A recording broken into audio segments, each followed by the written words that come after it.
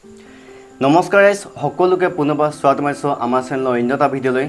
আৰু আপোনালোকে ইতিমধ্যে সকলোৱে গম পাইছে যে আপোনালোকে সামাজিক মাধ্যম যেটো ফেসবুক ইউটিউব ইনষ্টাগ্ৰাম যেটো সকলোৱে দেখি আছে আমাৰ অসমৰ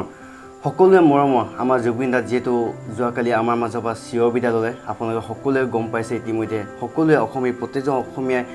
হৃদয়ৰ এক মৰ্মান্তিক ৰূপ যেটো গঢ়ি উঠিছে আৰু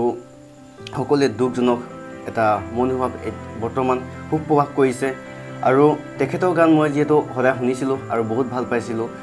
আৰু তেখেতে আপোনালোকে সকলোৱে তেখেতে যেটো ছিংগাপুৰলৈ গৈছিল আৰু নৰ্থ ইষ্ট ফেষ্টিভেল তেখেতে তাত